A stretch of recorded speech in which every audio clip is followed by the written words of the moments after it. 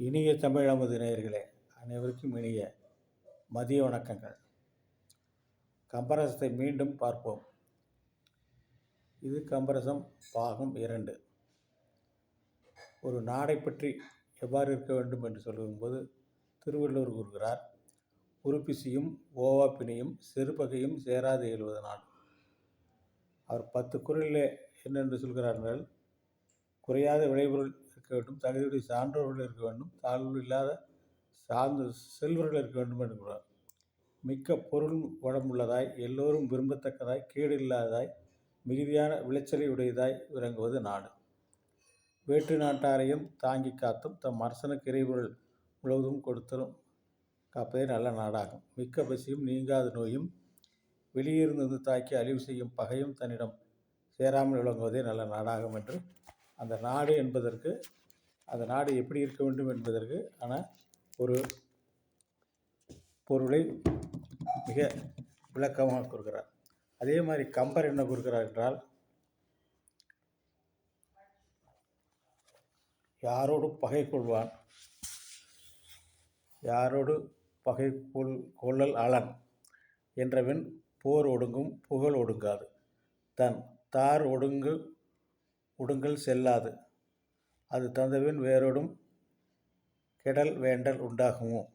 இவ்வாறு அந்த நாட்டிலே இருக்கக்கூடிய பகை இல்லாமல் அவர்களோடு நல்ல புகழோடு அது அந்த மாதிரியான சூழ்நிலை இருந்தால் அண்டை நாட்டுடன் பகை கொள்ளாமல் வாழ்வதே சிறந்த முறை என்று கம்பரி பாட்டால் தெரிவிக்கிறார் என்று கூறுகிறார்.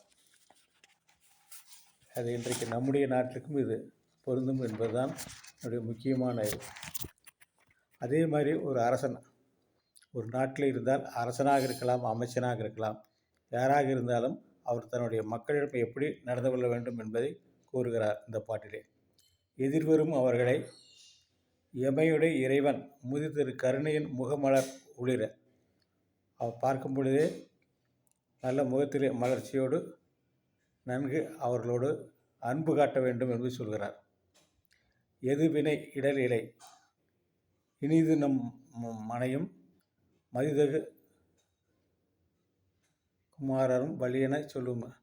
அரசியலில் மன்னனோ மந்திரியோ அல்லது மக்களோ மற்றவரிடம் எவ்வாறு அணுக வேண்டும் என்பதுதான் மலர்ந்த முகமே வாழ்க்கையில் இன்பம் என்பதை போல, மலர்ந்த முகத்தோடு அவரோடு என்ன அவர்கிடர் இருக்கிறது என்றெல்லாம் கேட்டு அதை இல்லாமல் பண்ணுவது ஒரு மன்னவனுக்கு அழகு, ஒரு தலைவனுக்கு அழகு என்று சொல்கிறார்.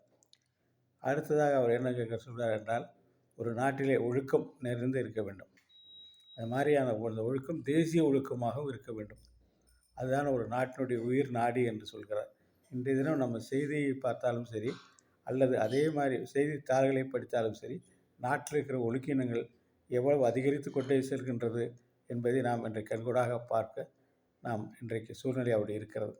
அது அவர் சொல்கிறார், களம் சுரக்கும் நிதியும் கணக்கிலர் நிலம் சுரக்கும் நிறைவளம் நன்மணி பீலம் சுரக்கும் பெறுவதற்கு அரியதாம் குளம் சுரக்கும் ஒழுக்கம் குடிகளுக்கு எல்லாம்ங்கிறார். அந்த நாடு சிறப்பாக வர வேண்டும் என்றால் அந்த நாட்டில் உள்ள பிரஜைகள் மக்கள் எல்லோரும் நல்ல ஒழுக்கத்தோடு தங்களுடைய வாழ்முறை வைத்துக்கொள்ள வேண்டும் என்று சொல்கிறார். அதே மாதிரி அவர் சான்றோருடைய கவிதையெல்லாம் எப்படி இருக்க வேண்டும் என்று அதையும் சொல்கிறார். இதை ஆங்கிலத்தில் சொல்வார்கள் ஒரு டெஃபனிஷன் என்று சொல்வதை போல், இந்த சான்றோருடைய கவிதைகள் புவியினுக்கு அணியாய் ஆன்ற பொருள் தந்து பொருள் திற்று ஆகி அவ்விய துறைகள் தாங்கி ஐந்தினை நெறி அளாவி சவிவுற தெளிந்து தன்னென் ஒழுக்கமும் தழுவி சான்றோர் கவியென கிடந்த கோதாவரியினை வீரர் கண்டார்கிறார். அங்கே கோதாவரி அப்படி சொல்வதன் மூலம் ஒரு நாட்டிலே அந்த சமூக ஒழுக்கம் எப்படி இருக்க வேண்டும் என்பதை அவர்கள் கூறுகிறார். பாட்டில் என்ன சொல்கிறாங்கன்னா, உயர் கவிதைகள் வழங்கின கவிஞர்கள் எச்சமயத்தவராக இருந்தாலும் சரியே, எக்காலத்தவராக இருந்தாலும் சரியே, தேசத்தவராக இருந்தாலும் சரி, அவர்கள் உள்ள உணர்ச்சிகள் ஒன்றே என்பதை நாம் பல சான்றுகள் மூலம் அறியலாம். அவைகள் உயர்ந்த எண்ணங்களையும் சிந்திப்பதால் அவை ஒரு நிமித்தமாகவே இருக்கின்றன என்று சொல்கிறார். அது ஒரு சான்றோருடைய இதுக்கு ஒரு காரணமாக கூறுகிறார். அடுத்ததாக ஒரு இடத்திலே சொல்கின்ற பொழுது, ராமன் கானகத்திற்குகிறான். ஒரு சிற்றனை சுமித்திரிடம் கொன்று அங்கு சொல்கிறார். விடைபெறுவதற்காக இந்த மாதிரி நான் செல்ல வேண்டிய சூழ்நிலை ஏற்பட்டவருக்கு நான் கானகம் செல்கிறேன் என்று ராமன் தன்னுடைய சிற்றன்னையான சுமித்திரையிடம் போய் சொல்கிறான். அவள் என்ன சொல்கிறாள்?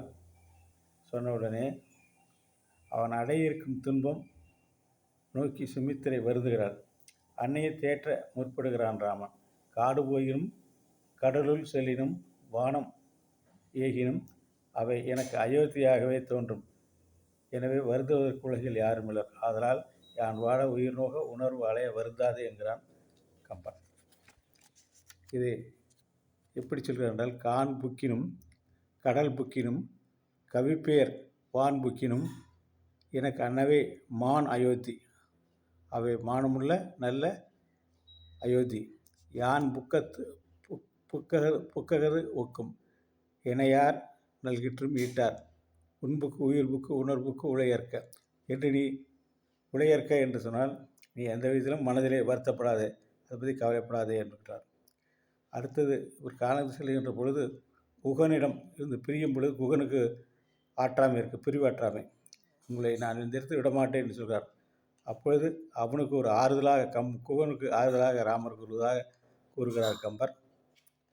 அதாவது அன்புளது எனின் அன்றோ சுகம் உள்ளது, அதுவன்றி பின்புளது இடை என்னும் பிரிவு உன்னேல் முன்புலம் ஒரு நாள்வேம் முடிவுள்ளதென்ன முன்னா அன்புல இனி நாம் ஓர் ஐவர்கள் ஆனோம்.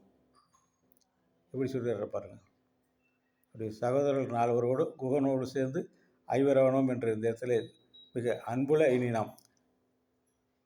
இனி நாம் ஓர் ஐவர்கள் உலரானோம் என்று இந்த இடத்துல நீங்கள் சகோதரர் 4 அல்ல, நாம் சேர்ந்து ஐவர் என்று அந்த இடத்துல சொல்கிறார். அதே மாதிரி அவன் அந்த பானகசாலை பர்ணகசாலை அமைக்கிறான். இலக்குவன் சித்திரக்கூட்டத்திலே அமைக்கிறான். எங்கிருந்தவன் அரண்மனையிலே சர்வ சுகங்களோடு இருந்த ராமன் இந்த இடத்திலே ஒரு பர்ணசாலையில் இருக்கப் போகிறான். அது மிகவும் இலக்குவனுக்கு மன வருத்தத்தை இருக்கிறது.